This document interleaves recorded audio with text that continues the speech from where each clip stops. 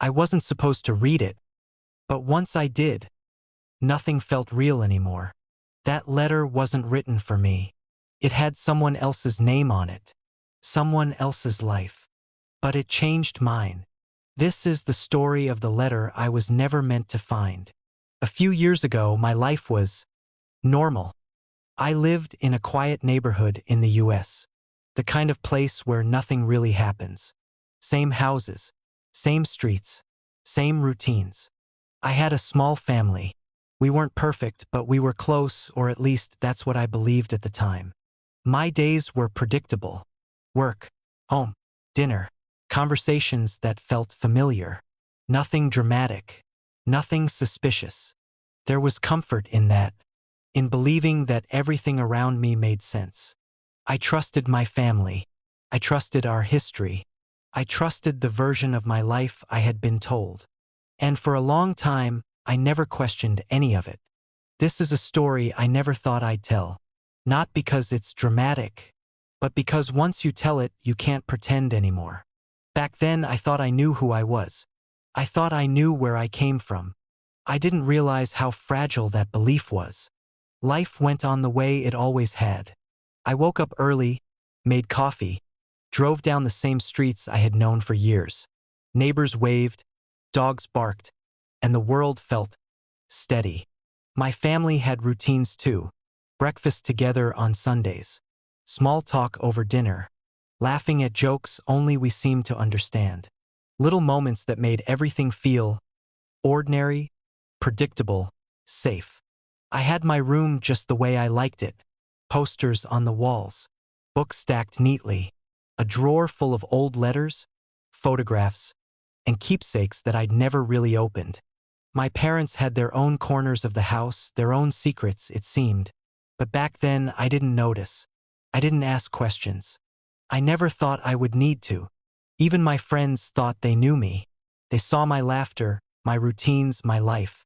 But what no one knew, what I didn't know, was that a single piece of paper could unravel it all. I had everything a normal life could offer. Family, friends, comfort.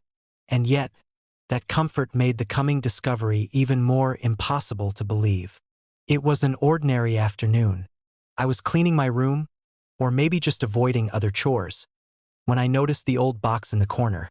It had been there for years, tucked away under my desk, collecting dust. I had never really paid it much attention. The box wasn't anything special, just an old cardboard container with faded tape holding it together. Inside were things I barely remembered, old photographs, birthday cards, some school papers, memories I hadn't thought about in years. And then, I saw it. A single envelope, lying on top, different from the rest. Cream-colored, slightly worn at the edges. The handwriting on it was familiar, yet not mine. My name wasn't on it, but something about it made my heart skip. I hesitated. I knew I shouldn't touch it. The letter wasn't mine. It wasn't meant for me. And yet, I couldn't stop myself. My hands trembled slightly as I picked it up. The paper was thicker than normal. Smooth, heavy, almost deliberate. The kind of paper someone would choose to make sure their words mattered. I held it in front of me. I looked at the name again. Still not mine. And yet, somehow, I knew this letter would change everything. And that's when I made a choice I would never be able to undo. I opened it. I stared at the envelope for a long moment before unfolding it. The paper crackled softly in my hands. I could feel my pulse in my ears. It began with words I wasn't expecting. Apologies. The handwriting was deliberate, each letter precise, careful. I never wanted you to see this. I paused. A chill ran down my spine. Who could this be for? What was in this letter?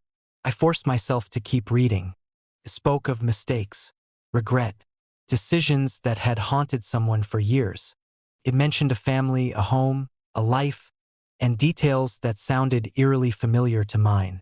But the name at the top, it wasn't mine. Not my name, not my initials. And yet, the events described, they felt like they belonged to me. There were small things at first. A missed birthday, a forgotten promise, a secret meeting I'd never known about, little details I had overlooked in my own life that suddenly didn't feel like coincidence. I remember sitting down on the floor, holding the letter close. My hands trembled. I could hear my own heartbeat over the soft hum of the room. The letter continued, describing people I knew, places I'd been, moments I'd lived, yet somehow it was someone else's story, someone else's guilt, someone else's life, written down as if I were meant to find it. The further I read, the more questions I had. Who wrote this? Why was it here? And why did it feel like the truth I had been missing all my life? And then, I reached the first part that mentioned me. Not by name, but by circumstance. And that's when I knew this letter wasn't just about someone else. It was about me too. I froze. The words on the page hit me like a blow I wasn't ready for. It wasn't just a story about someone else anymore. It mentioned decisions I didn't remember being made, conversations I never had, and events I thought had been simple, ordinary, nothing special. Suddenly, everything I believed about my childhood felt shaky.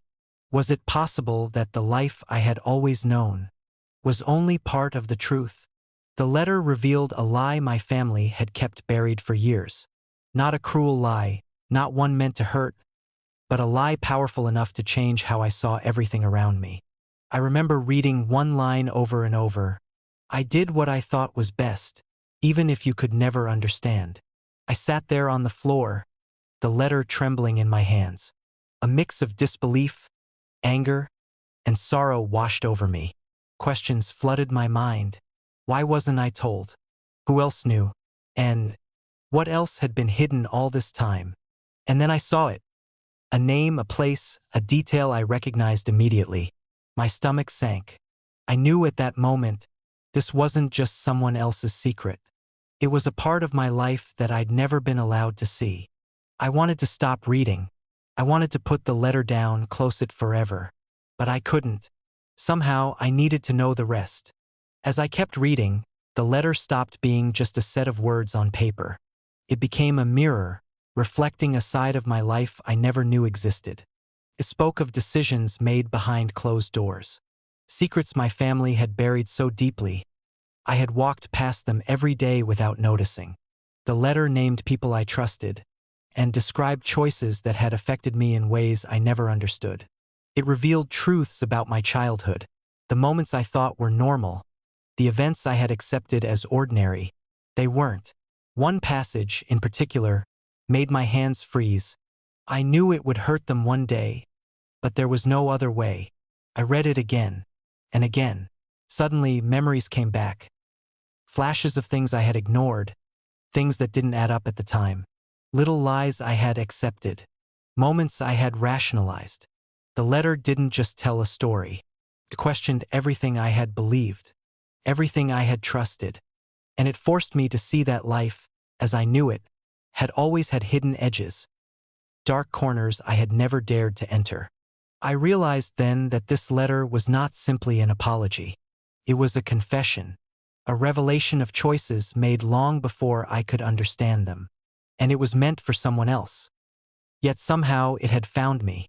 I sat there gripping the paper, the weight of what I had just learned pressed down on me. And I knew there was no going back. When I finally set the letter down, the room felt different. The air was heavier, the light softer, somehow dimmer. Everything felt smaller, quieter, and strangely unfamiliar.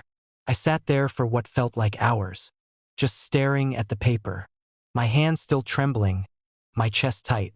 The letter had revealed so much, secrets I wasn't meant to know, decisions made long before I could understand them, choices that had shaped my life without me even realizing it. I thought about confronting someone immediately, but I didn't. I didn't know if I could handle their answers, or if I even wanted to. Instead, I just sat in silence, replaying the words in my mind, rereading lines over and over, trying to make sense of the truth that had landed in my hands. It wasn't anger yet. It wasn't relief. It was something heavier, a mix of confusion, sorrow, and betrayal. And as the minutes stretched into hours, I understood something terrifying. Even after reading the letter, my life wouldn't return to normal. I couldn't unlearn what I had just discovered. That silence, it was the first consequence of knowing the truth. And it would haunt me long after the envelope was gone.